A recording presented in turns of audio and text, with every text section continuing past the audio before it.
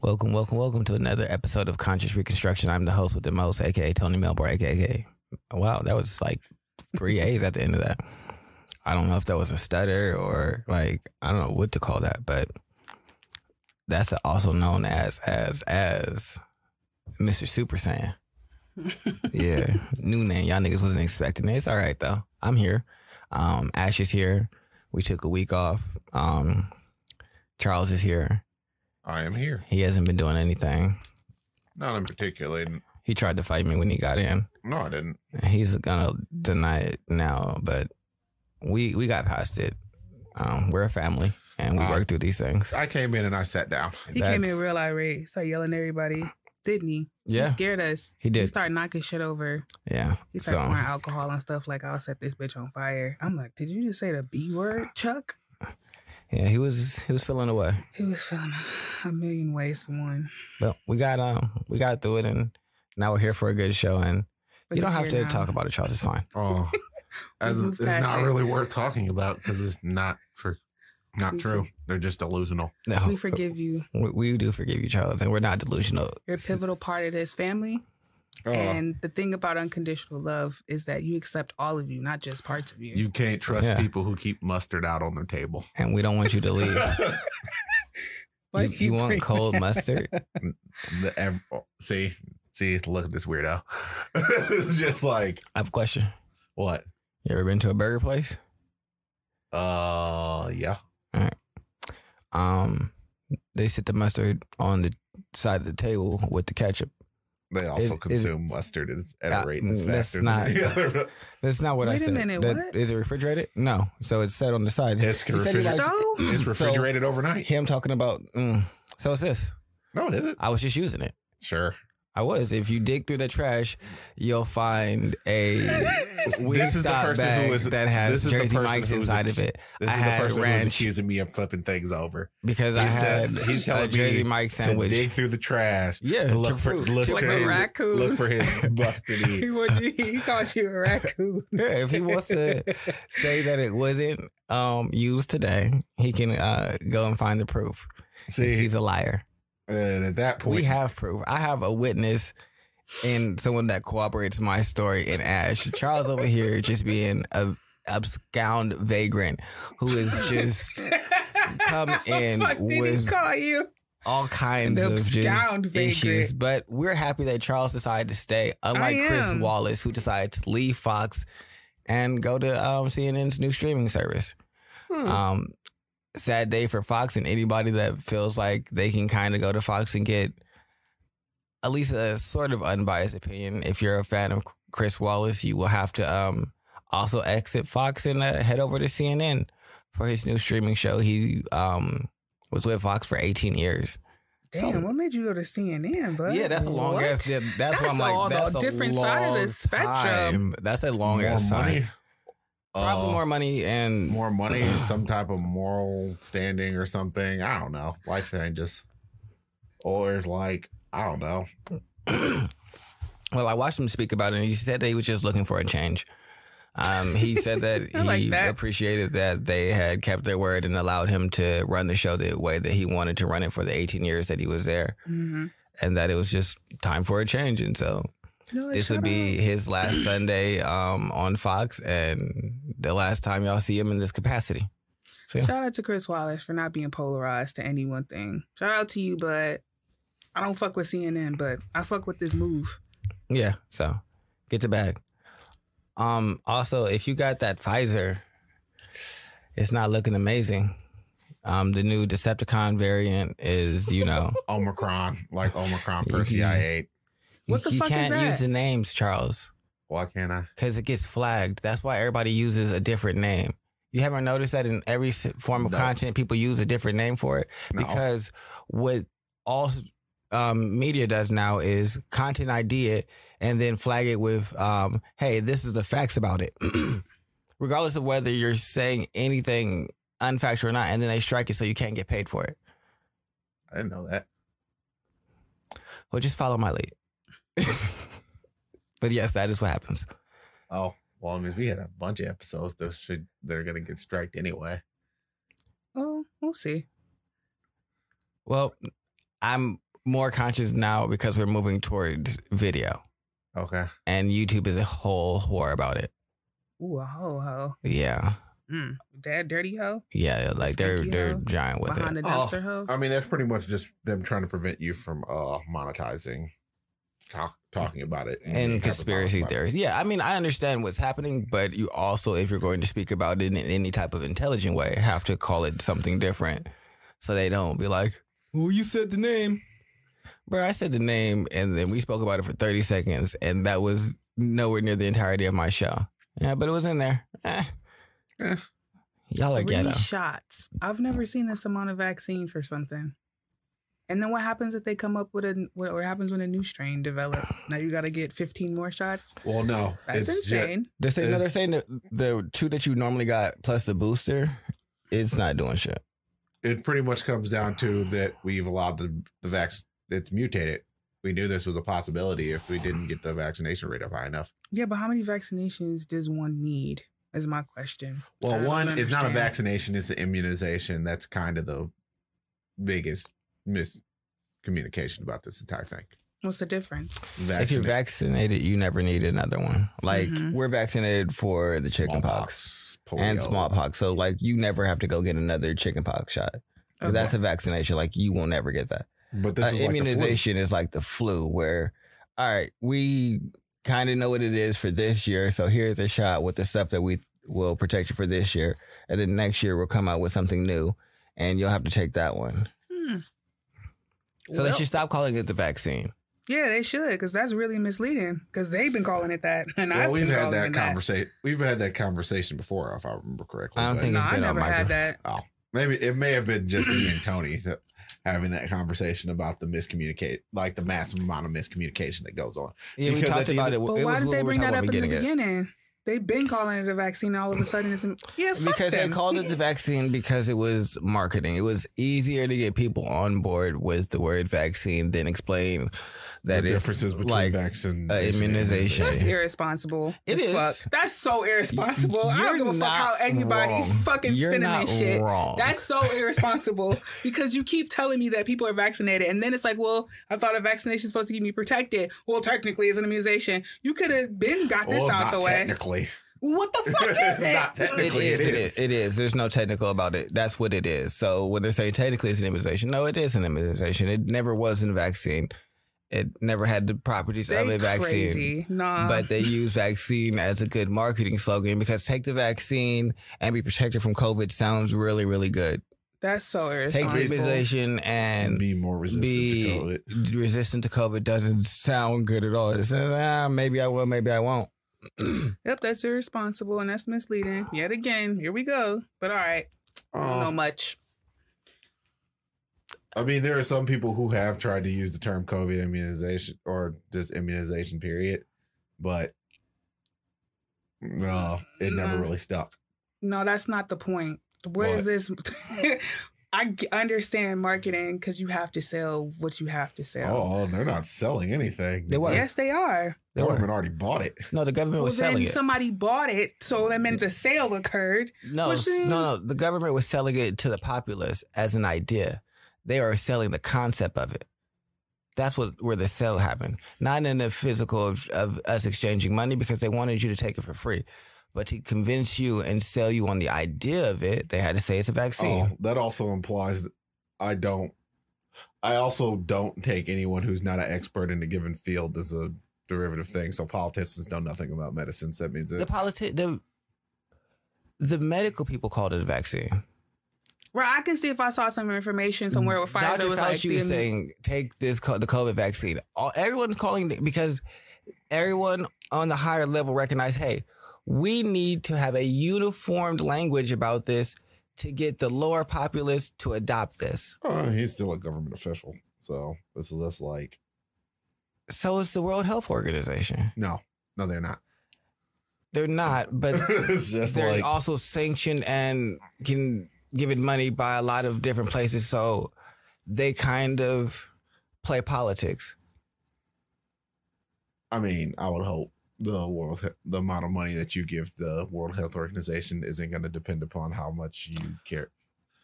It's just like. And when is that true for people?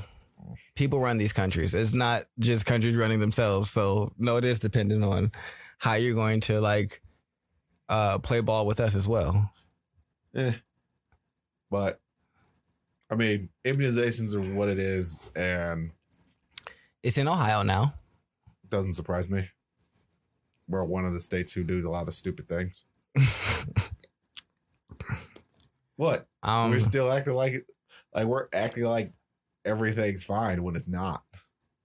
What are your thoughts on travel?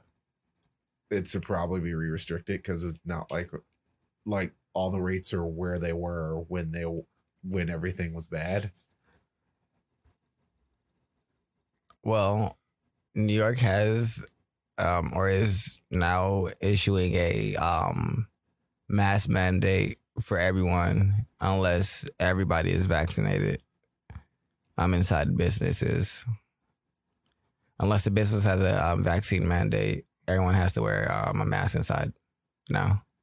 Okay. I mean, that's only going to do so much. Yeah. I don't think they're going to go back to a lockdown.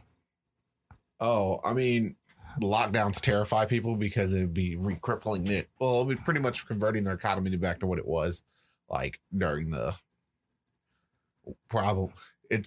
It would ensure that we would have an economic crisis and we might have a collapse to the point where we might need to redo the entire way that the economy is structured.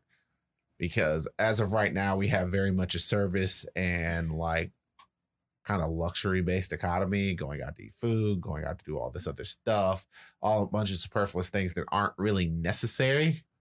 That's not fair. What? We job do. Not necessary. That's so fucked up. What do you mean?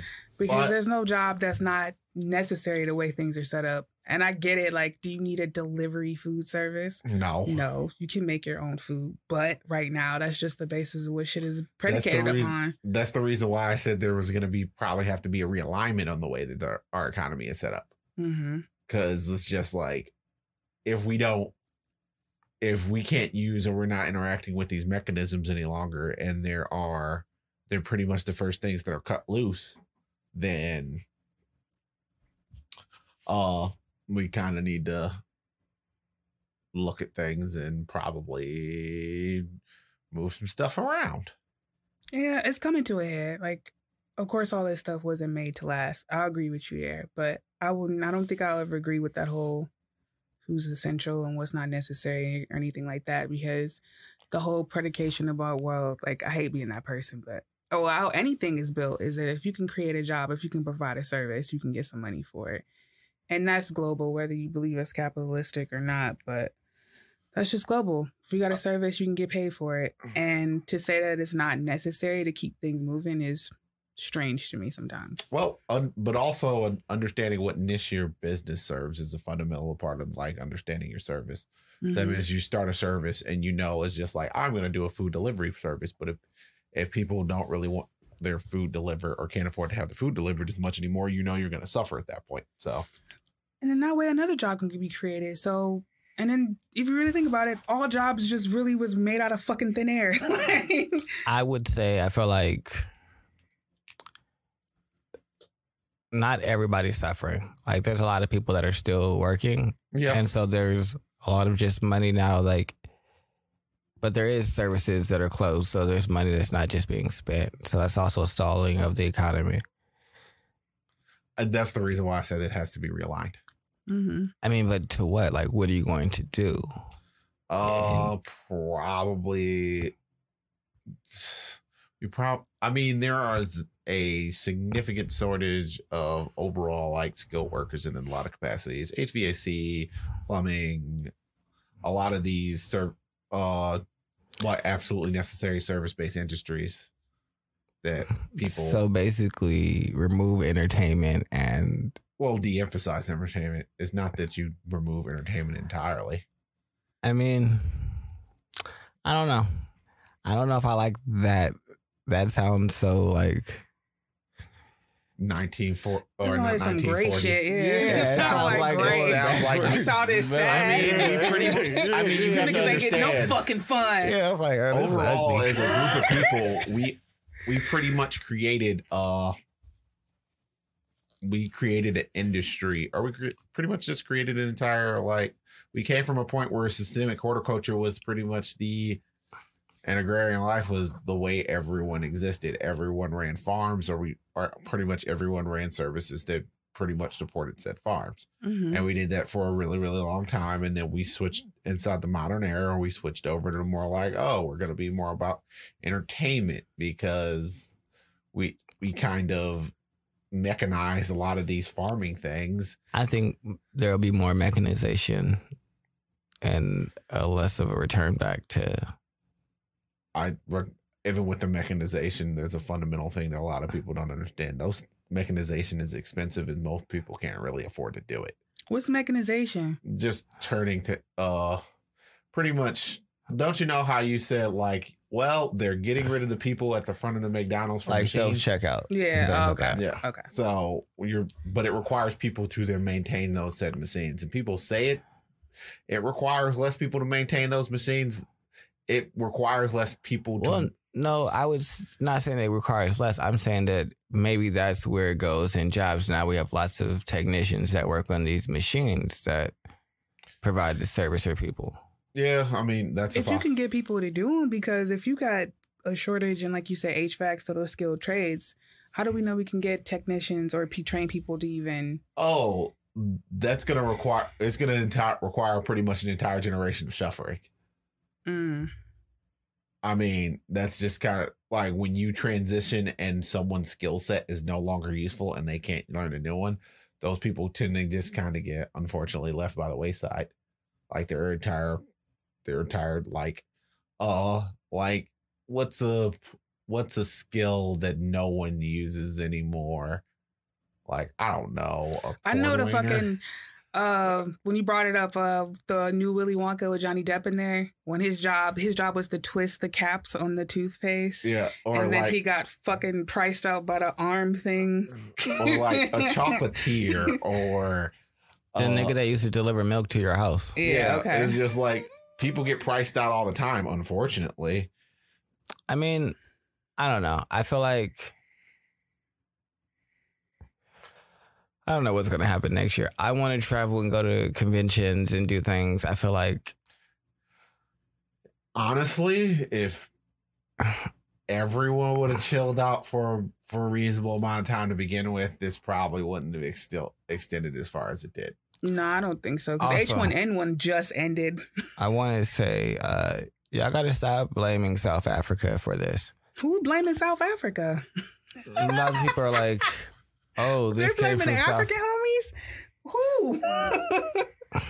Before I thought it was us.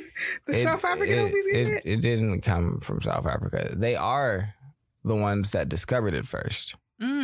So looking really hard is you get punished for being vigilant. It's just like, hey, we found this new variant. Y'all need to do something about this. Dogs. No. Yeah, and then people start saying it came from them because they were the first ones to find it. Yep. But it did not come from them. They just happened to be the first ones to find it. So they should have just let y'all die.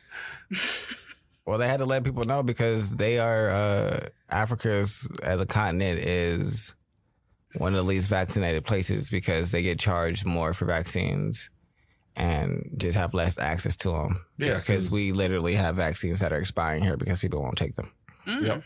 But we don't want to transport. I mean, we have sent, from what I understand, we have sent vaccines over there, but the amount of people, like the percentage of people that require them over, the amount of people who need them over there, and the fact that ad nauseum, as a country, we don't want to send them over there because we have people over here who aren't vaccinated, but as a country, we're so adverse to like giving things to people. They're like, no, we can't send vaccinations over there. We got people who aren't vaccinated over here, but they don't want to be vaccinated. Normally, I would be on that train where like I'm not worried about the rest of the world. I'm worried about my place. But in this instance, where niggas are like, nah, I don't want to take this, and they're literally expiring and being thrown away. Maybe send them over there. It's like, that is wasteful, nigga. Like, it's just sitting there. Oh, y'all will need some donated. Y'all need us to donate. Oh, it is not. And with stuff like that, we have to do it with a degree of premeditation because it's not like all these things have like the longest of shelf lives. I mean, we pretty much, and they also don't have the industry over in Africa and a lot of places to manufacture them and then move it places and so on and so forth. Because the infrastructure, thanks to imperialist meddling, is kind of not as developed as one would like it to be. Not at all. Not at all.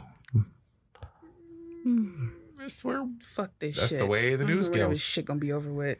You know. Probably not for a while. We probably got at least two more variants before everybody really. It's like, for the most part, I can pretty much, probably everyone know. A lot of people, I'm not sure if everyone knows someone who has lost someone due to COVID, like somewhere inside their extension. Because it's like, I know of a few people who lost like their family members to COVID. I'm not sure about you. I don't think I know anyone. No, personally. I just know a few people who just like, I know, like, tested positive for it. That's about it. By extension, like, of where I worked at Amazon, knowing people that passed away, but like no one that was like close to you directly, like a friend and like their family member passed away that I know of. Like, I know of a few people who passed away and at least one really bad hospitalization where I'm not even completely and totally sure if that person actually made it or not, but. Oh, I mean, I guess technically, well, no one passed away. I just know a family that everyone had it. Yeah. I don't know. That's kind of what's terrible about it, because it's pretty hit or miss depending upon who you are. It's just like, oh, I'm fine. I can't taste things. Oh, my lungs got eviscerated. I was having a conversation with a nurse. Well, technically, she's not a nurse. She has a nursing degree, but what she does is organ procurement. That sounds shady as fuck. I don't know why, but I want to do it. I get certified for that. What it is they transport. Well, you know how there was the shooting in the school shooting in Michigan recently. She just had to go up there for that case, and anyone that's an organ donor or anything like that, they go and collect the organs. Yeah, I know. It's pretty much exactly what you were gonna say. Yeah, but it sounds like she knocks people out, puts them inside of a bathtub, and takes the organs. Like, you guys seen the first episode of Venture Brothers where Doxson or the freaking Rusty Venture wakes up inside of a ice tub because I think it's dad stealing his organs. Yeah. Yeah. It's like he wakes up in an ice tub. Brothers. Oh my God. I heard they were going to bring it back for the last season, but I don't know if that's true with like all the COVID stuff that happened after that. I haven't done them in a minute. Oh my God. Just wakes up with a bypass machine. Them niggas always had issues. Oh, yes. Oh my God. Oh my God. But it was never ended. The reason I brought that up is me and her were talking about, like, I guess the dynamic that frontline workers had to go through, where it was, you have to be here before the vaccine was a thing and risk health, life, and family and do your job still. And then as soon as the vaccine became a thing, it's like there is no grace in, like, or understanding for hesitancy with wanting to take the vaccine. It's like, no, now you have to take it or you're going to lose your job. So it's like on both ends, they were shafted and given the shit end of the stick. And I was like, well, I never really looked at it from that perspective, because I was always like, well, y'all niggas need to take it. And I'm like, well, that is kind of fucked up, where it's like, hey, go and risk your family's life. Now, hey, go and risk your potential future health because you don't know about this, but take this because we said so, or lose your job. Even though literally 2 months ago, it was come here, no real protection, and do your job. I never thought about that. I mean, I have a close friend who was a nurse, and she waited a while longer to get the vaccine. So I know there was some amount of grace period. I think she waited 6 months from when it came out. I mean, it depends on when you were told that you had to take it. Oh, for where she was, it was always an option. But there's always a shortage of nurses. So their ability to negotiate. So all governmental workers had to take it. Yes, all government workers had to take it. Everyone in New York was forced to take it, and that's why there was like a mass exodus of nurses and things over there. So there's been a lot of places that have like said, no, you have to take this. Yeah, I mean, that's a place by place type of thing. So, I mean, if you don't really like the employment practices there, unfortunately, you either gotta buck up or go somewhere else. There are plenty of states who don't really care. It's kind of hard to just move. Yeah.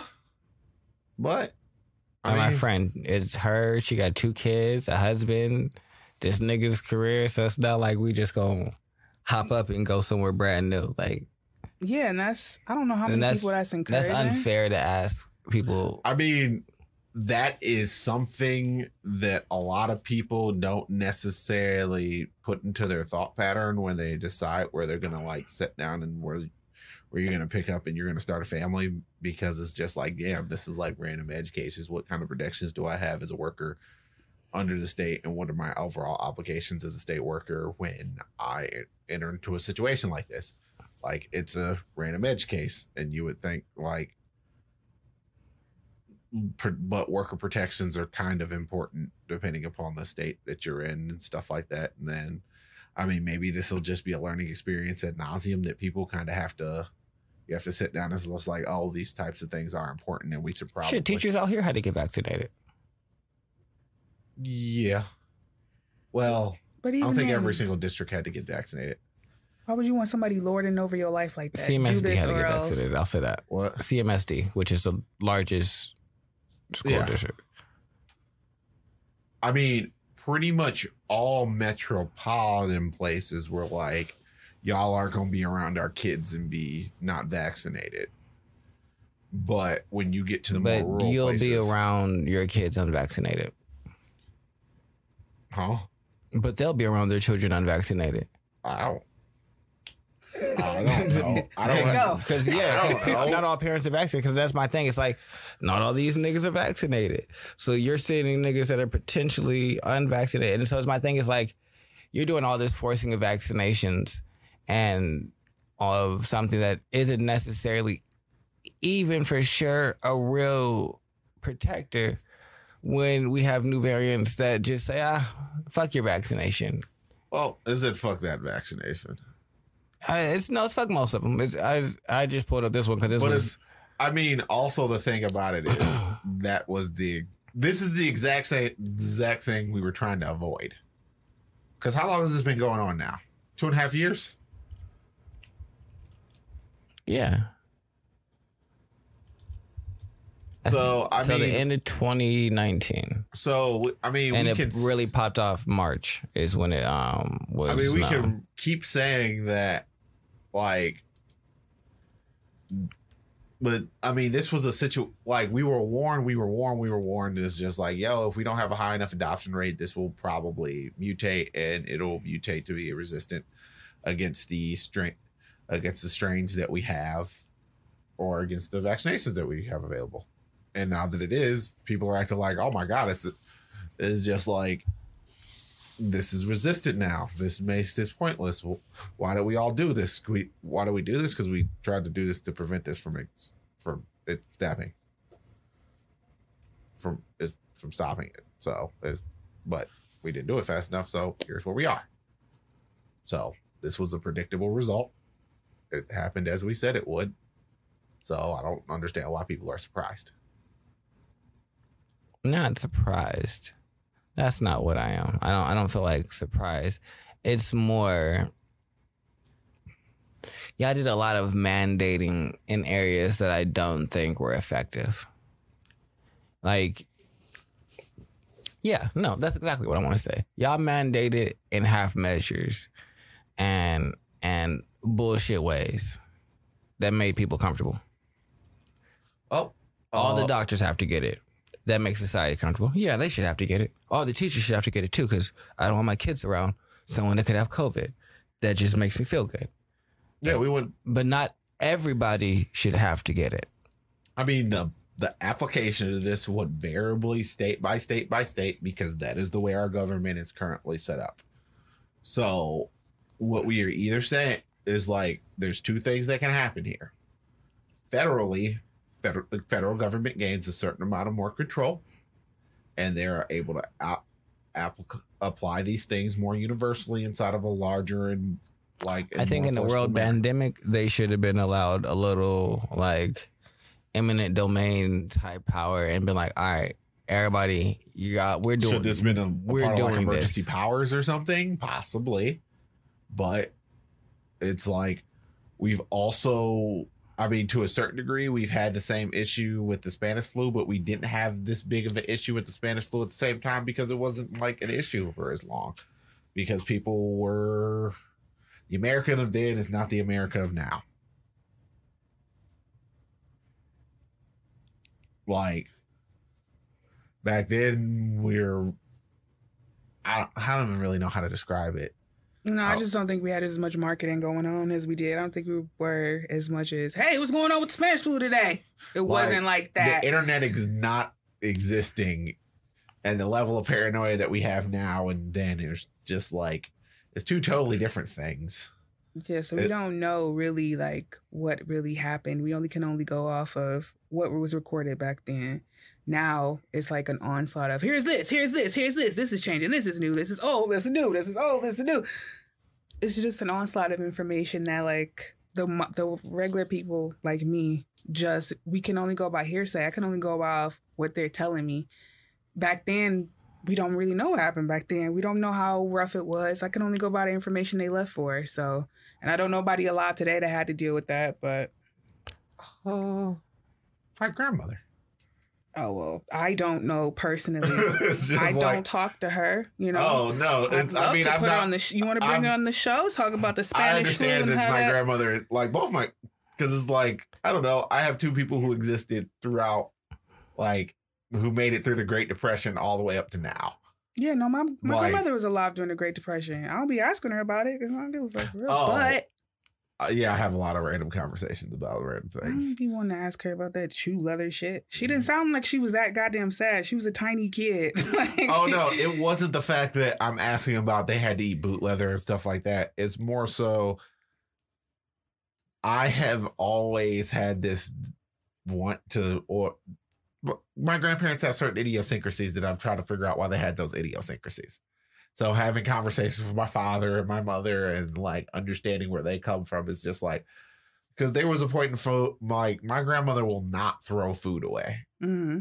It is just like, well, why won't she? Well, she grew up through the Great Depression. That's not something that you did back then. You didn't have the luxury of wasting food. You didn't have food that went bad. You didn't have food that did this, that, and the other. Like you didn't throw things away. You patched your jeans. You do all these things, and she does all these things to these days. There's some things that she should just let go of, but she just won't. Like if you notice, there's a lot of hoarders from that generation too. They just be holding on to everything. My grandmother loves that TV show. Hoarders. Yeah. But they just be a lot of old people out there just collecting. They just be holding on to stuff for no particular reason. It's just like, well, what if I need it? Yo, this is the pace from 1960. You can't use it anymore. But I might need it. Shit like that. No, my mother loved the hoarder shows and then the fat people, like the 600-pound lifers. Yo, she'd be like, Ash, come look at this big motherfucker. And I'm like, damn, Ma, what happened? Look at her. Look how much food she eat. I'm like, I don't care about this, but I love hearing her tell me about it. They eat 12 scrambled eggs a day. This is disgusting. That's her shit right there. Well, I think the more curiosity about that is just wanting to feel better about yourselves because you're somebody objectively worse. It's just like, look at you. I'm not as big as she is. Man, oh fucking man. It's just funny hearing her react this story. Hey, look, there's a skinny black dude. What up? I had to check. I've been over here minding my business this entire time. I've been looking at you doing. I've been looking at you doing it. Is that not me minding my business? No, you're supposed to be. You were supposed to be leading this conversation. I am. And y'all were having a conversation, and all I was going to say is, I want to travel, and I'm going to travel next year. Oh. I didn't get shot in the arm one time, not to travel. One time fully vaccinated, gang. The schools are 50% vaccinated, gang. No. I got the JJ. Johnson so I only got one and done. Okay. One and done. He is not an African-American woman or a woman, so that means he did not. Well, he is African-American, but he's not an African-American woman, so he doesn't have to worry about blood clots. So he's all good. Bravo, man. Yeah, so I was like, I'm going to just do this one and done, and then I'm going to go to some conventions next year. But I'm not going to go to L.A. because the LAPD said that it's not safe. It's the purge out there, and I don't think the it's quite purge that like bad. Every day. No, did you see Patrick Cloud when he did his little 54-second thing, and he literally like talking about whatever on his podcast, like he heard gunshots outside his house. Like I haven't been in his house, and I don't know much, but I know he got his own dedicated office space, and to have that to be successful, I'm gonna say you in a generally safe neighborhood. But the fact that this nigga paused and just pow pow right outside his window. Crazy? Okay, so yeah, it was Jacqueline Avant. Nigga, when they're breaking into 81-year-old women's houses and killing them while the husband is upstairs, it's purge like. I don't know what you're talking about. I don't think it's that bad. We've been actively reporting on purge like is literally almost everybody inside the city goes out and they just start killing everyone. No. So it's literal? Everyone that wants to go out killing, and then everyone else actually holds up. And that's also what's happening. So the niggas that want to go out killing are doing the killing, and the other niggas that don't want to be doing no killing are trying to hold up. That's exactly what the purge is. Damn. Man, I had a whole dream. I knew I wasn't going to LA. They need to be boarding over year. their windows and getting secured.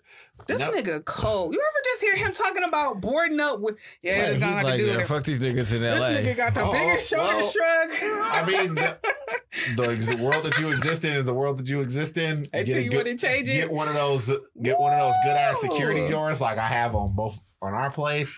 Get yourself some bars on your windows like everybody in the hood got, and you'll be good. I think, what the fuck?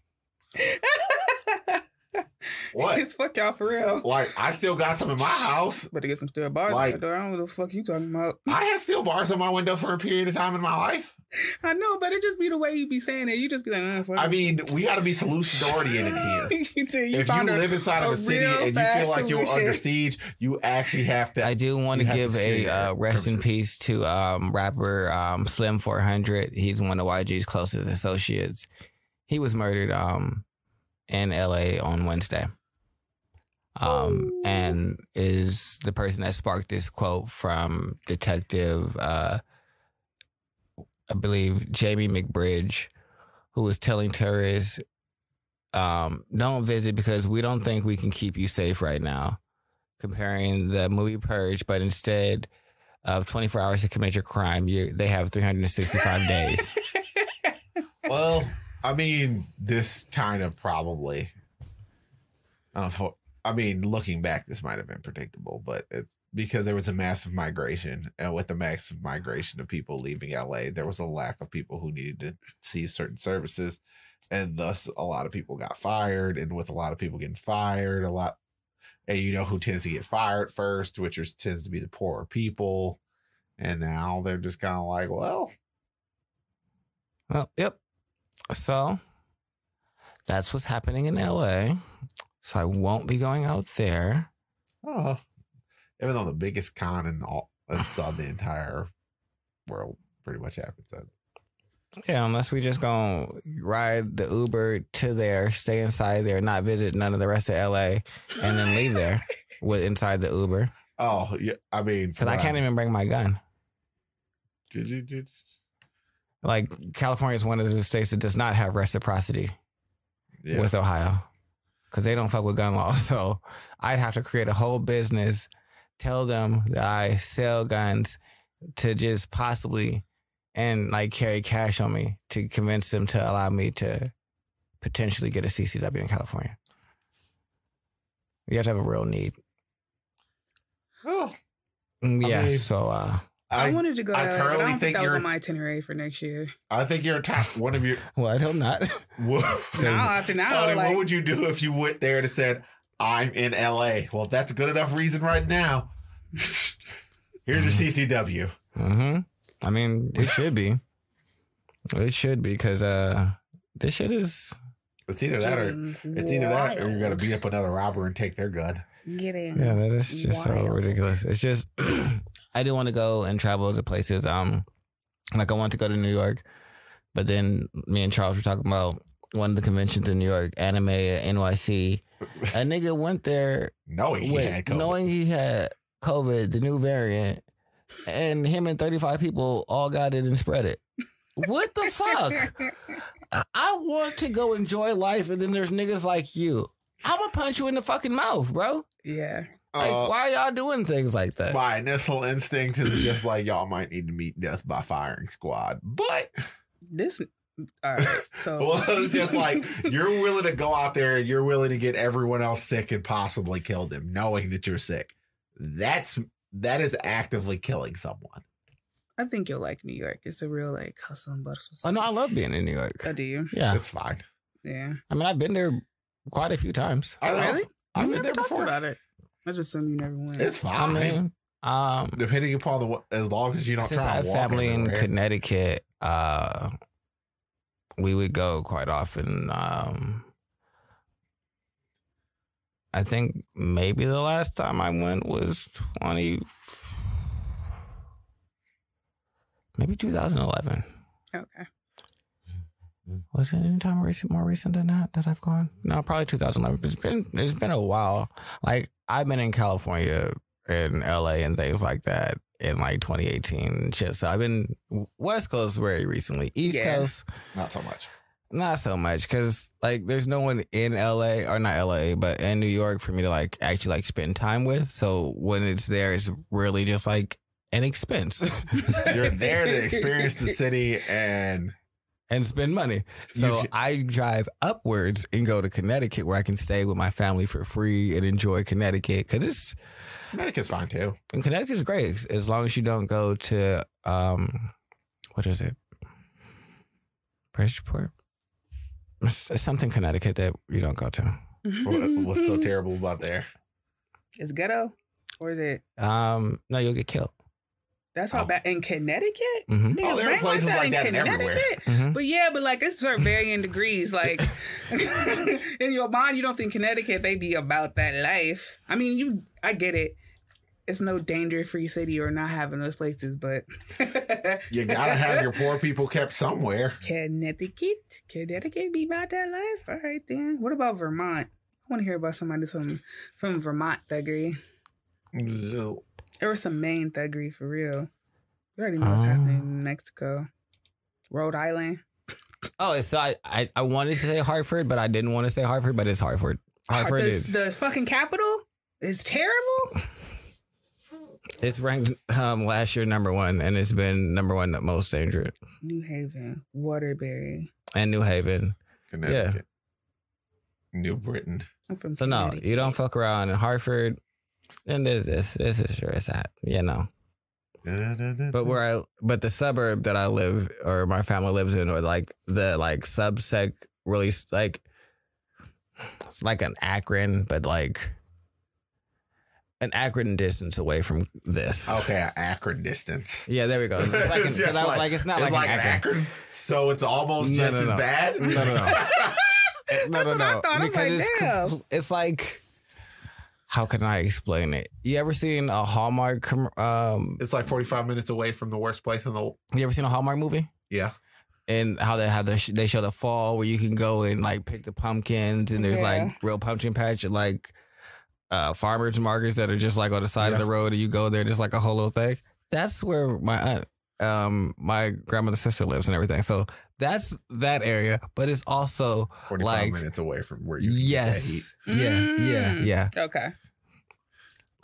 Cold like him. My cousin, he be fucking around in this area.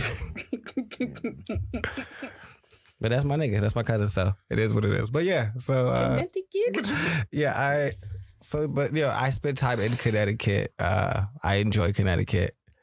I spend more time in Connecticut than I do New York because, like I said, I have family up there. Like, I'm not spending any money. I'm not buying any weed. I'm not spending money on like travel. So it's cool. Mine's is for real, just more international. Seeing what country is gonna be open next year, or like the least amount of barrier to get in.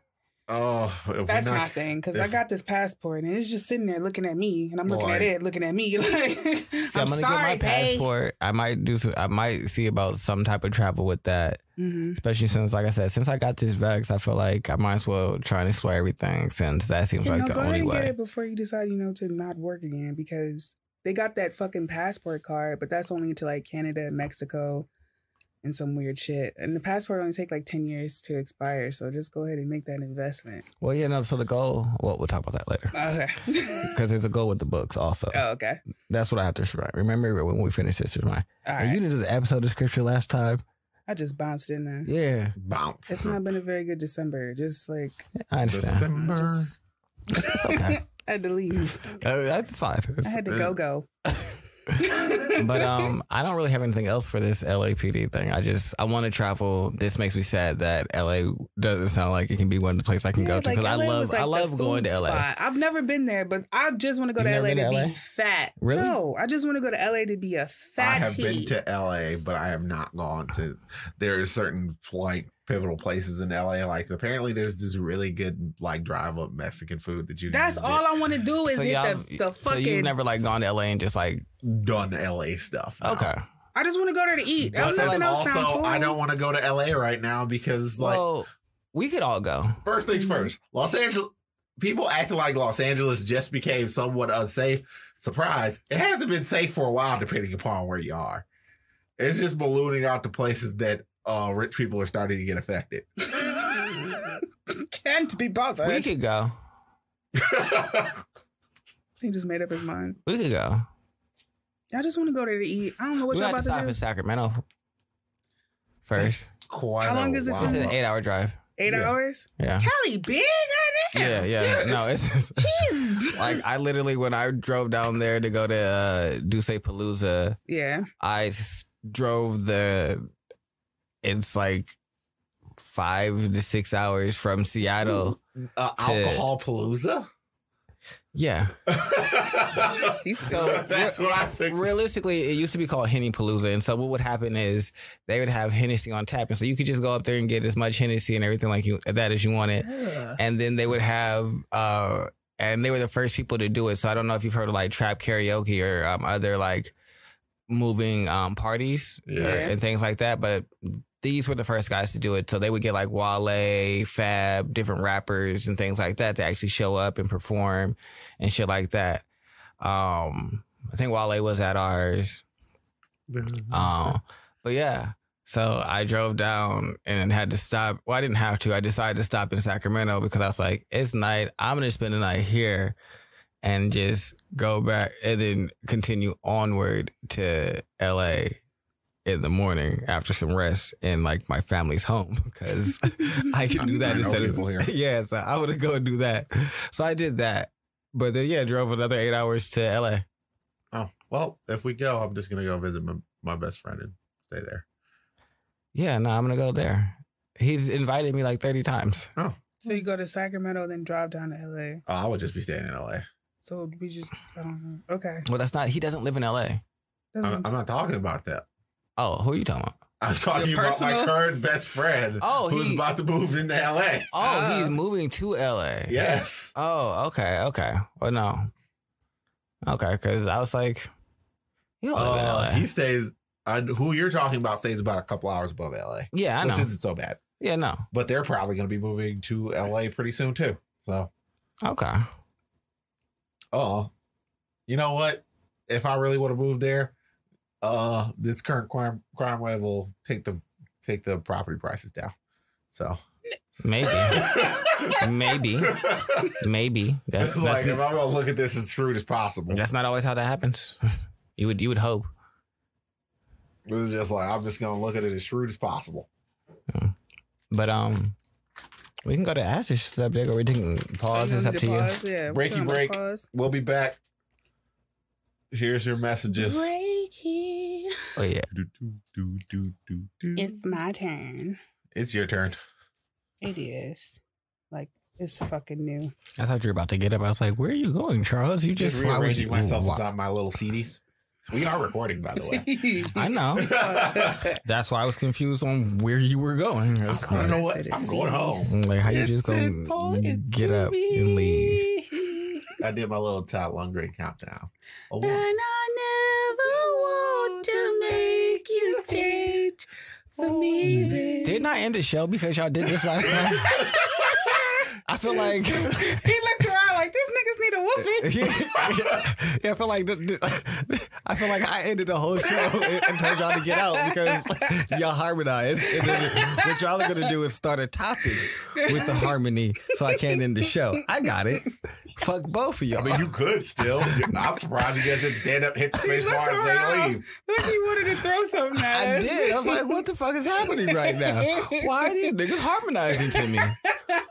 We're not harmonizing to you. We are just harmonizing. You just so happen to stay in the room. Mm-hmm. It's my room. You can't come to my room and then harmonize. What? That's the best part. You don't find the magic in this? No. When you start singing and I finish it. I hate both of y'all equally. Know that. Just know. What? You know we got the same music taste. But I don't care. What you want us to do? Rap Danger Mouse songs? Why is this talking? That's crazy. It just started making noise. I got it on silent. It just refused. Face on straight, mask on crooked. Okay. Charles gonna get beat up. Why are you? See, he's the person who's violent. I never once said I wasn't violent. When I said he's talking about me coming in here flipping things over, and he's already talking about stabbing me. Now, who's the one who's only ever threatened the other one on actual mic? Who's the only person who's actually threatened the other one? Just lets you know that he's extra cautious about being on mic. You see how you said on mic, how he specified on mic to let you know that he's threatened me off mic? You see, you got to use the context clues. A liar and someone like that is going to let you know and leave the truth. Anyway, we got Ash's subject to go. What are we talking about, Ash? Don't cover your face. We gonna start a new side thing called toxic reconstruction. That's what I'm starting, Tony. Yep. Oh my God. No, that's what you should call that sniper episode. Toxic reconstruction. Yes, let's do this. I mean, sure. It'd been a better idea if y'all had saved it and not shared it with everybody, but it's fine. It's okay. Y'all will learn how to protect your intellectual property one day. One day soon. Yeah, it was just a joke. I didn't even actually. No, actually, you see, Ash. I was excited about it. I didn't think he was gonna do it. I thought he was like, yeah, whatever. I'm just gonna keep it whatever the fuck. I don't be expecting you to be listening to me sometimes. What would the point of you being here be? When it comes to sometimes, you come up with names easier than I do. So yeah, yes, and so you be just having names for things already. But if y'all come up with a good name, I'm not going to be like, well, nah, fuck that. I didn't come up with it. When y'all decide y'all want to do that, or somewhere else? He didn't talk about it. Oh, okay. Why the fuck would you put? Anyway. Hey, look. Apparently, more rat beef. Why is there so much rat beef? I'm hiding this from Charles because he's over here watching this little side scroller rap beef. That is not the show for this. Anyway, like, what is he doing? This article is titled, "What if friendship, not marriage, was the center of life?" And it goes something a little like this. Cammie West had been dating her current boyfriend for a few weeks when she told him that he was outranked by her best friend. West knew her boyfriend had caught snatches of her daily calls with Kate Tillotson, which she often placed on speaker mode. But she figured that he, like the men she dated before, didn't quite grasp the nature of their friendship. West explained to him, "I need you to know that she's not going anywhere. She's my number one." Tillotson was there before him, and West told him, "She will be there after you. And if you think at any point that this is not going to be my number one, you're wrong." If West's comments sound blunt, it's because she's determined not to repeat a distressing experience from her mid-20s. Her boyfriend at the time had sensed that he wasn't her top priority. In what West saw as an attempt to keep her away from her friend, he disparaged Kate, calling her a slut and a bad influence. After the relationship ended, West 31 vowed to never let a man strain her friendship. She decided that any future romantic partners would have to adapt to her friendship with Tilliston rather than the other way around. West and Tilliston know what convention dictates. Our boyfriends, our significant others, and our husbands are supposed to be your number one, West told me. Our worlds are backwards. In the past few decades, Americans have broadened the image of what constitutes a legitimate romantic relationship. Courthouses now issue marriage licenses to same-sex couples. Americans are getting married later in life than ever before, and more young adults are opting to share a home rather than marriage licenses with a partner. Despite these transformations, what has shifted, which is the expectation that a monogamous romantic relationship is the planet which all other relationships orbit. I'm going to stop right there. Now, is this a good or bad idea? Placing your friends before your romantic significant other, whether you married or it's just a romantic relationship? I guess it depends, in my opinion. First things first. That was a toxic ass dude. So setting your metric based off of a low point probably isn't the best thing for you to be doing. It's like, you knew he wasn't really, it was like, basically, it sounds like she figured out, like, dude, you ain't really all that great, and I'm never going to let that happen again. But it's just like, I don't think the average boyfriend would be like completely and totally disparaging to, because it doesn't sound like he was giving any realistic actual critiques of that person and why she may have been bad for her. And in some way, shape, or form, it's just like, man, she ain't shit for real. Is that a real critique? No. If you have real critique, though, and they ain't shit for real, I feel like you should be allowed to say that. Yes. But as opposed to, it's just like, yo, she's literally quicksand for you, dog. She's like keeping you in place because she doesn't want you to prepare. She doesn't want you to move forward. She's keeping you inside the exact same spot because that's what she is and that's where she wants you to be. So I think there's a difference inside of those. So that's why I want to point that out. But I don't know. She sound crazy. I wouldn't say that shit too.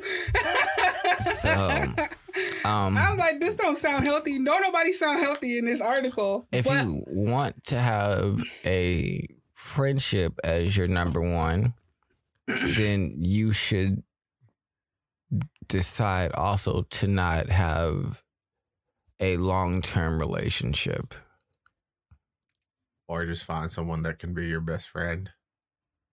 No. That's not what they're saying. Oh. Because you could what she's saying is this person was here before you, so you could never develop to be the number one. Yeah, you see that? That yeah, also exactly. That person's never going to randomly betray you. That's exactly what she said in the article. She was like, no, this is my soulmate, and she's never going to leave. She's going to leave before you. You're going to leave before she does. And I'm like... Well, that means you have no real confidence in this relationship whatsoever. So that's why I was... Just like, it sounds like you had some bad relationships and your overall metric inside of these things is bad. Which is what you was talking about with the ex was like, well, I'm never letting a man become between my friendship with my lady friend here, which I can't jive with that on a whole because I feel like it should all be kind of like an ecosystem where this is where this belongs and this is where this belongs. And if something ain't cohabitating, whether it's the boyfriend or the friend, and it's killing my ecosystem, you're killing my overall garden, I don't give a fuck. You have to go. Not just saying like, oh, this tree has been here for years, but it's 200 years old and it's starting to fucking dry rot, but it's my fucking soulmate tree. No, tree, you gotta go. Because my weird thing about situations like that is I've seen a lot of girls or I've seen a lot of people in general who have friend groups and that friend group is the primary thing that derives their identity. And then at some point, then the entire friend groups moves on without them. They're just like, well, what happened? I thought we were together forever. No, dog, you were standing still and we left. My other thing is your girlfriends, even if you straight or not, like even if you straight or not. If you're bisexual, straight, whatever. Your friends is supposed to serve that particular role. And then you start inviting in sex with someone that was supposed to be your friends, regardless of whatever going on, things might get a little complicated. So that's just strange for me. Like, well, what if you want that intimacy, that physical intimacy, and you can't necessarily get it from your friend? It's just a different ball game. So I don't understand how one can place over the other. I'll understand. It's like you guys play two totally different positions. Mm-hmm. At the end of like you play first, he plays first base, you play third base. Y'all are both equally as important on the team, but y'all aren't playing the same role for real. So yeah, that's weird. Why are y'all? Why is this even a conflict? But I guess going to the other topic that came in there about people just kind of cohabitating with each other, whether you're a man and woman, or I actually got propositioned with this with a former friend. She wanted me to move to Philly. And since we both homeschooled and everything, she was so on board with us just living together. And she got really offended when I said, well, no, I don't want that because I feel like that's a half-ass lesbian relationship. And she got really upset with me. She was like, well, we helping each other out with bills and everything. And I'm like, I get that. Like, I get that, let's teamwork and, woman power and we can do it without a man. But I'm like, no, I want to live with another man. Like, I don't want to, as great as I think she was a man. This isn't a permanent, thing. Yeah, like, I would do that out of necessity. Like, I have nowhere to go. Not just because. And then, the dynamic that we had, if I'm bringing niggas over, are you going to be mad that I brought a man over? And then it's 2 fucking young women in the house. So I can't really have that space. Like, it was just like, I'm like, no, I don't think this is okay. That doesn't sound fun. Yeah, hey, come just live with me because we both were doing the same thing. Yeah, and he was like, well, I know you want your own space and everything like that. I mean, on one hand, it's a very practical way to do things. Yeah.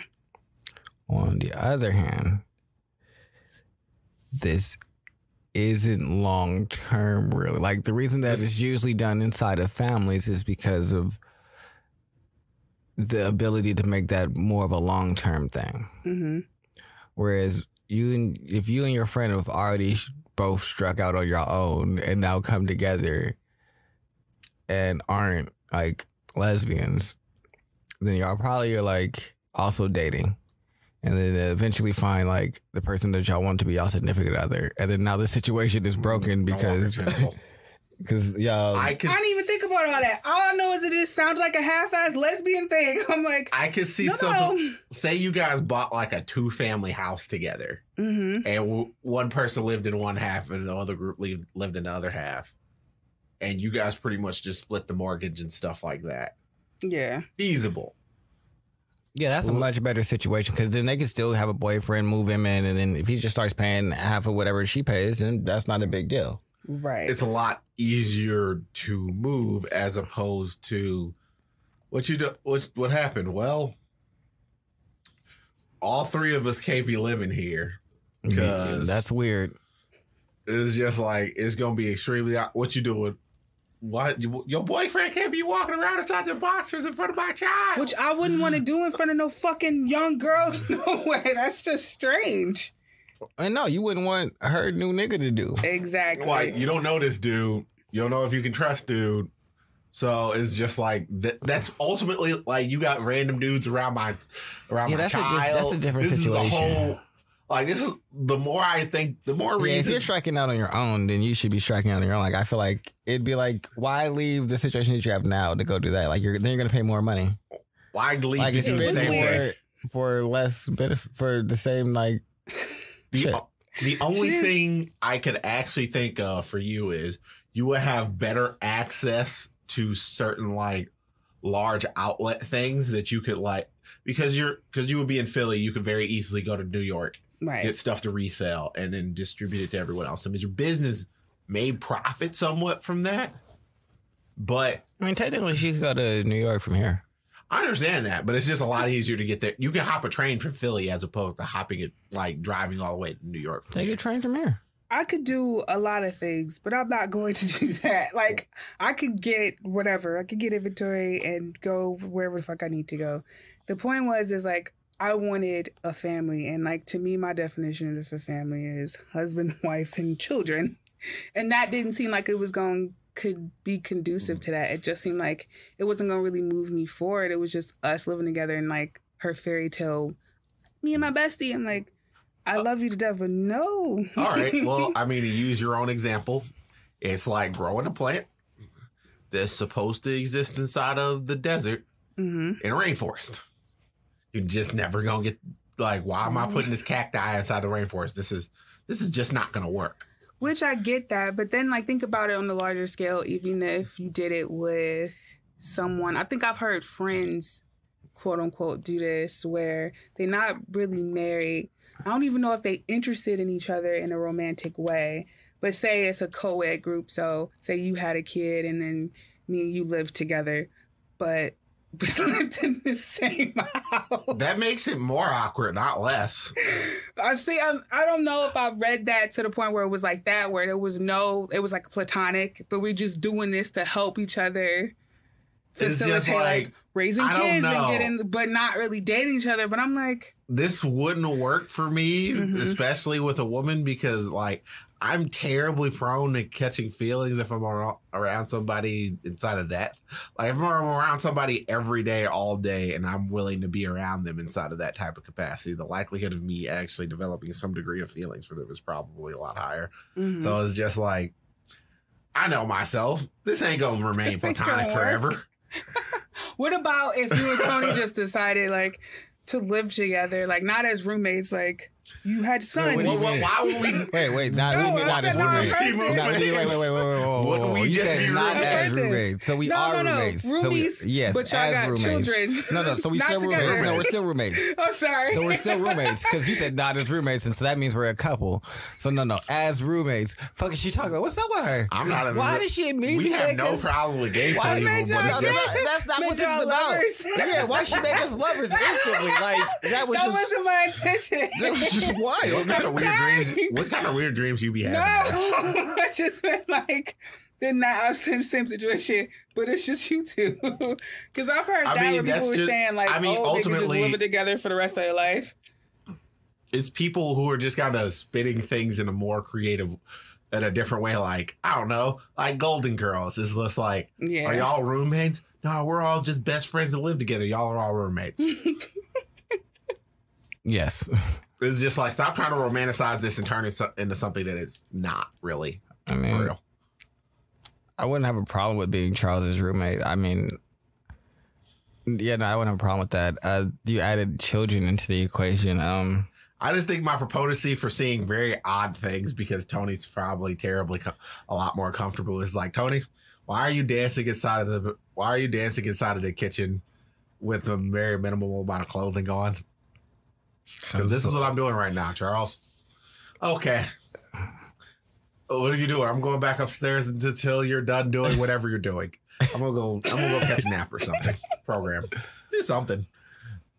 Hey, program is good for you. Okay, here's the rest of the article. Despite these, wait a minute, am I reading it? By placing friendship at the center of their lives, people such as West and Tilston unsettle this norm. Did I miss something? No. What, the norm of functional relationships? I guess. Or just having being friends without. I feel like it's leading to being friends without so much labels. Like, we're not in love with each other. We just place each other above other people. It's not like a fucking relationship without sex. But I'm gonna read. By placing a friendship at the center of their lives, people such as West and Tillerson unsettle these norms. Friends of their kind sweep into territory typically reserved for romantic partners. They live in houses they purchase together, raise each other's children, and use joint credit cards, and hold medical and legal powers of attorney for each other. These friendships have many trappings of romantic relationships minus the sex. Despite the friendship's intense devotion, there's no clear category for them. The seemingly obvious one, best friend, strikes many of these committed pairs as a diminishment. Addressing this conceptual gulf, people reach for analogies. Some liken themselves to siblings, others to romantic partners, in the soul-inspiring way that someone being thoughtful about loving you and showing up for you is romantic. As the Rutgers University professor Brittany Cooper describes some of her friendships in her book, Eloquent Rage. Some alternate between the two comparisons. From the night Joe Rivera and John Kenner met at a gay bar in Austin, Texas, Rivera was the MC for a strip competition and Carol won $250. They felt like brothers. Brothers that really want to hang out and be around each other, Carol clarified. Yet when Clara considered they share their domestic life. He told me that we have a little married couple thing going on, even though we're not married. These mixed analogies suggest that neither wedlock nor siblinghood adequately captures what these friendships feel like. It's like you got two gay dudes. They're not gay. Yeah, they did. Mm-mm. They said something about like a strip competition. MC for a strip competition. Brothers that really want to hang out and be around each other. Yeah, when Carol considered shared their domestic life, he told me that we have a little married couple thing going on, even though we're not married. Go a little bit earlier in that article. Hold on. From the night Joe Rivera and John Carroll met at a gay bar. Oh, wait. They don't say they gay. No, wait. Are they gay and friends and they just so happen to live together? That's what I'm reading it. That's how I read it. It's just like, yeah, they just so happened to meet at a gay bar and one dude was emceeing a strip competition. Not saying gay dudes can't be friends, but they're not having sex with each other. So this emphasis on friendship, you think that's like leading us towards something good or leading us towards something like, I guess since like the traditional marriage is being questioned, and as we can see, people are just not getting married like they used to. Is having these kinds of relationships going to be more beneficial to people or not? I don't think. No. Mm-hmm. I mean, I don't know if it's beneficial or not beneficial. I think that depends upon your situation. It's just now people talking about them, I guess. I mean, because I don't feel like they knew. Like, there's been movies like Grumpy Old Men. Mm-hmm. It's about two old men that live together. It's the Grumpy Old Men 1 and 2. It came out in like the late 90s, early 2000s. They're actually two of my mother's favorite movies. Yeah, I love them. They're hilarious. But this is a thing. So I just think it's just something that people are talking about. So they're more hyperbolic. Like, oh, we need to figure out what to quantify this as. Shut the fuck up. Not everything needs to be. Not everything needs to be quantified. Yeah, it's not that big of it. It's not that big. It's some niggas don't want to get married and don't want to be alone for the rest of their life. And don't want to be alone. So they've decided that this other person is going to be their domestic partner. Mm-hmm. And minus the sex. Oh, it sounds a lot like an asexual relationship. Yeah. Like, this is how asexual people have relationships. They just do everything but the sex part. They want another companionship, but they're not necessarily in it for the physical attraction. So, like, I don't know, but as the boyfriend to the person who has a joint credit card with someone else, if I marry you and she fucks and your best friend fucks up my credit, I'm gonna be very upsetty spaghettis. I think that's what's unsettling about some of those is like, well, why are you going to those lengths to have your finances and everything intermingle with your friend? Well, see, I'm not upset about that. My thing is, why are you going to lengths to do that and then try and force to have a normal relationship as well and make them conform together because they don't. Right. Oh, you're going to have to disentine one. Two primary relationships and you want to force one to be a secondary relationship. Mm-hmm. That's not fair to the other person. It's selfish. Oh, it's just you like... bitches are selfish. Like the ones in that, the ones you just read. Yeah, them, those two are selfish. Very selfish. It's just like, oh, you got to move in with us. Bitch, it's like, are you? What you mean? And we got to all share the same bed. Yeah, no, that's ghetto. Excuse me. Ghetto. It's just like, you got to sleep in the middle. All right, no, this is just not going to happen. Yeah, because at one point you would think like, not that your friend got to take a back seat, because I don't know. I've never been in that situation where I felt like I had to choose, I guess. I mean... Or one had to go back towards the other. Like, I'm not going to talk to you as much because I got this boyfriend now. That's weird. I've never had to do that. Men don't run, like, as a dude, I've never ran into this problem at all. None of my friends would ever. I mean, there are points at times where I can't get in touch with my friends because they are with their girlfriend, but that's kind of like, it's understood that you're spending time with their significant other and that's that time. So like we have this overall level of understanding in that. But I've never feel like my relationship with any of my friends that are in relationships is just diminished because they're in a relationship. I think that's more, I've seen that happen with a lot more women than men. Like it happened to a cousin of mine. Mm-hmm. Like she doesn't really communicate with her former best friend because when she got married, she just kind of stopped. Because I don't think that they know how to keep things in proportion. Yeah. No, their single friends are still doing single shit. Those aren't the events that you should be going to. You got to figure out how to not do the single events and do like just friend shit. And I don't think that their friend groups really like make space for that. Mm-hmm. I guess I can see a lot of female friend groups, regardless of whether or not they're like their overall activities in a relationship or outside of a relationship are pretty much the same thing. It's just like, what are you going to do? We're going out to the club and we want to go have fun and we want to go like talk to guys and do all this other stuff. But you're inside a relationship. Why do you want to talk to dudes? Right. Why are you hanging with this crew still?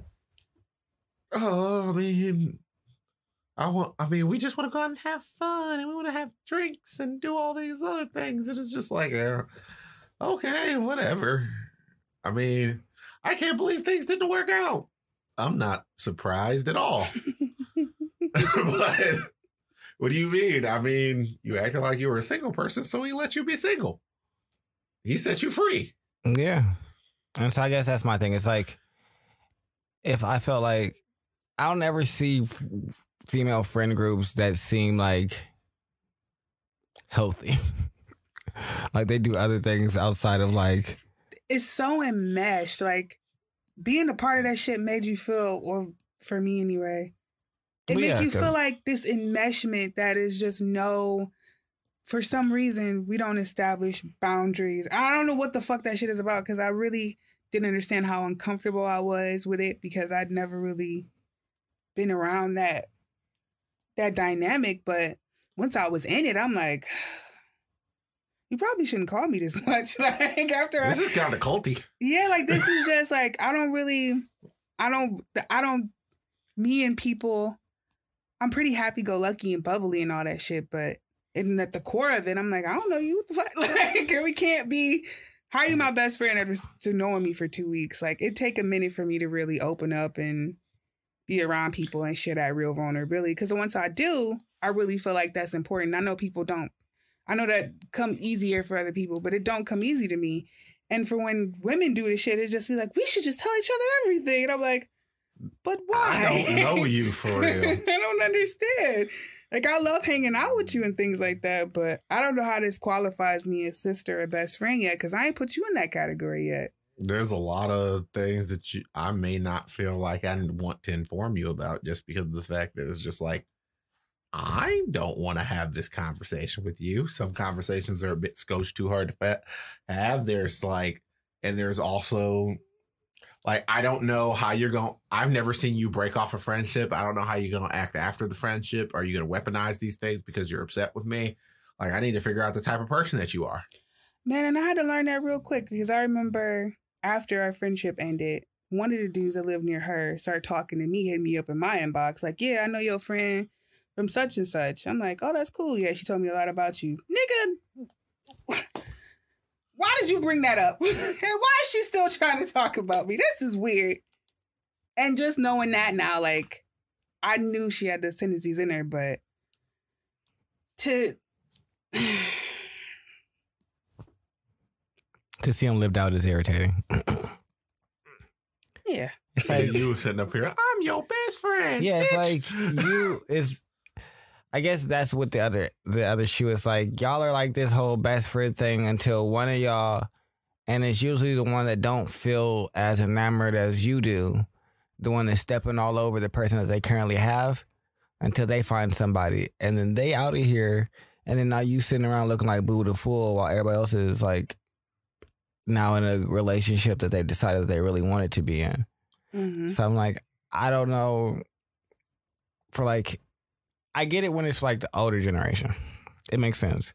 We're both old. We're not really looking for no one. Like, sex ain't really like our main priority anymore. Like, we just want some companionship, talk some shit to each other. You got a bedroom. I got a bedroom. We go to our bedrooms. Looking out for each other, basically. Yeah, we hold each other down. Like, we cool.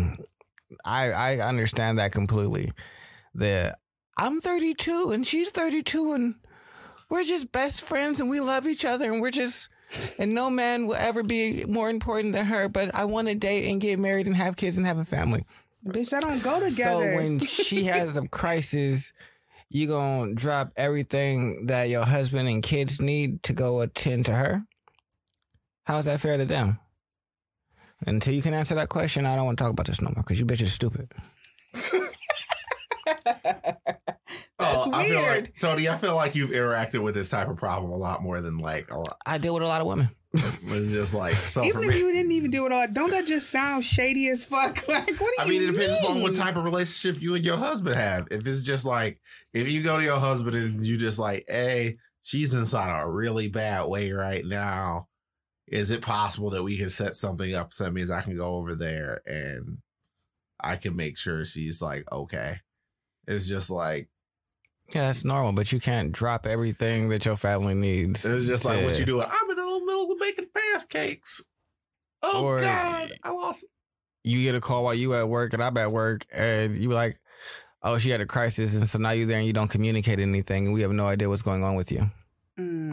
So it means you're talking. See, I put a degree of normalcy inside of communication there, and you're assuming that normalcy of communication. Yeah, see how you see how your hypothetical wife communicated with you there. Yeah, it's just like no.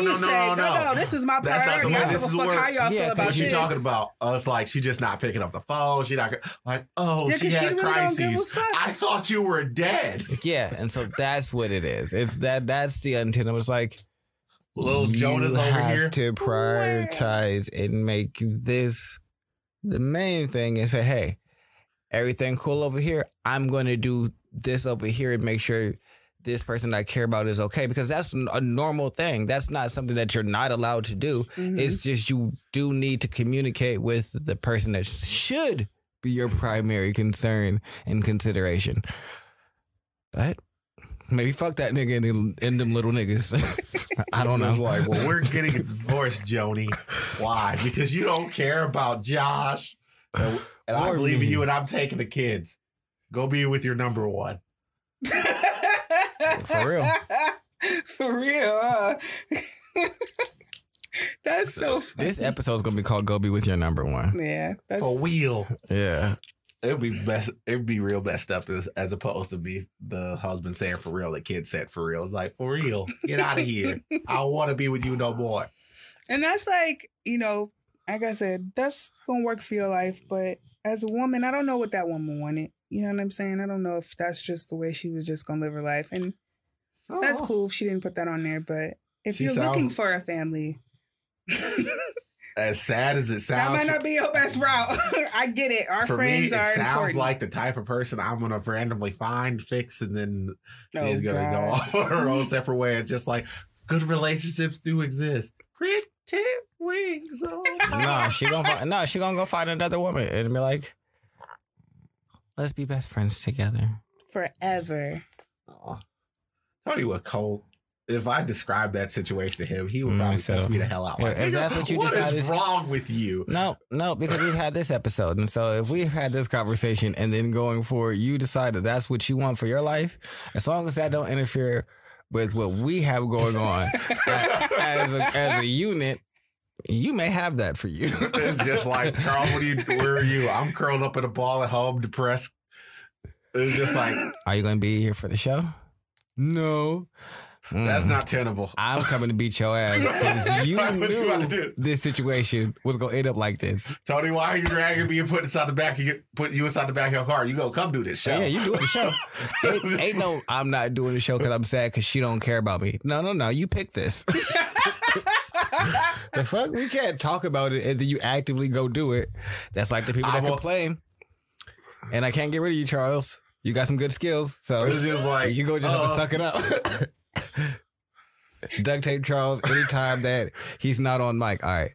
No. You're complaining again. We're duct tape back. Just go sit over there. Yeah. All humped over. All right, time to. All right, you ready for the show? God. Let him go. All right. What do you think about this, Charles? Sound happier. Yeah. I just think it's funny how. Oh my God. No, duct tape time. Duct tape time. Charles will be back. He's taking a break.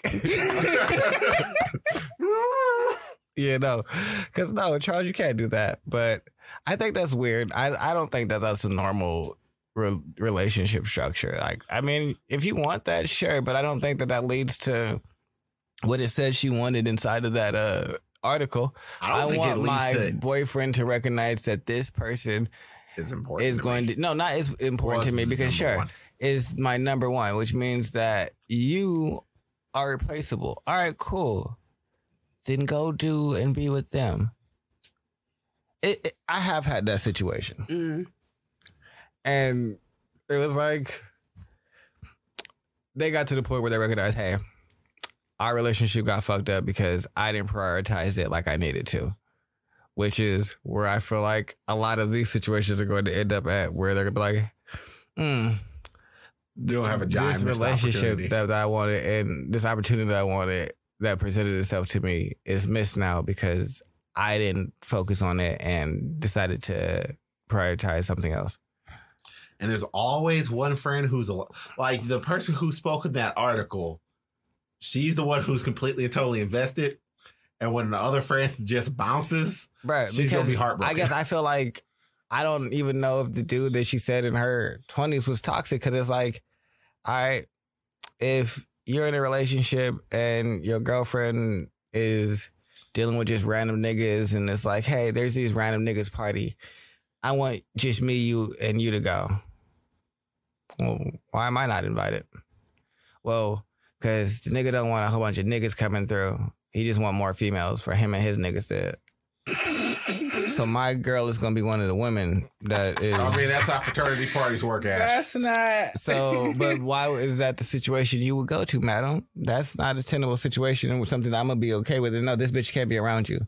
She's not good for you. She can't be dragging you around. She's dragging you around to bullshit. Yeah. So I feel like me calling her a hoe and saying all these things about her is that's justified. not necessarily hoe. That's not hoe-like tendencies. It's if just you like just go to Bob to John to William to Derek to Eric to Deontay to Andre, and I know about it, then it is hoe tendencies. When it's not hoe tendencies is when you do all of that and no one knows. It's because that's between you and all them niggas' dicks that you were on. Know who it should not be for? Me. I don't know. Well, probably the reason why you know it is because your friend should know it. If you want to be a hoe, probably should do hoe, and you don't want to be labeled as a hoe. Do hoe things quietly? Yes. That doesn't. I don't like that one. No, because niggas be talking about who they smash all the time. And sometimes you can't fucking. And they hoes. It's just like, just because they smashed you once don't mean they're not a hoe. They talked about Jews. They said you once and then 5 other bitches. They a hoe. The dude-o? Yes. Okay. That didn't translate to all 5 women are hoes. No. I'm not saying that. Hoe is a gender neutral term. No. I would call somebody a hoe or something in a minute. Hoes. But like when they just be talking, like I get it if she don't say nothing, but some other people just be saying shit too. So I'm like, sometimes. Like, y'all don't know who I fucked. Sure. We have conversations about like stories about things that I've done, but y'all don't know who I fucked. Because why would the fuck do I need to tell y'all that? That's hoe behavior. Okay. Now I see what you said. The fact that they talked about it. Now you're a hoe. Okay. Yeah, you a hoe because you talking about it. Like, that's hoe behavior that you out here just like exposing all the, I was doing this and that. So regardless of who you are, if you feel like it's something that should be shown, then that means you are allowing yourself to be judged. And the way that I view that is hoish. If you didn't want me to make a judgment, keep it to yourself. And I won't have no opportunity to make an assessment of your actions. But if you give me the space to make an assessment of how you behave, maybe I will. Because I'm not a Christian and judging is not against my moral code. Who said it's against the Christian code? Outside it is. Of Jesus. Yeah. Jesus. Oh, yeah, no, the Christians judge all the time, but they shouldn't. You who is without seeing Nook cast the first stone. And these Christians be judging. They be casting them stones. Oh my goodness. But I don't think I have anything else to say. Okay. Well. Make sure you like, subscribe, and comment. Like, share subscribe, comment, friends. share. Texas, we out there. I ain't said it in a while. We love you, Texas. We know y'all be out here judging Texas. I'm going to go visit Texas. Hell yeah. Oh. We're going to I'll Austin. be out there next year to get a tattoo. Yep. Well, I guess at some point because you had to cancel it this year because of, COVID stuff. Bye, guys. Later.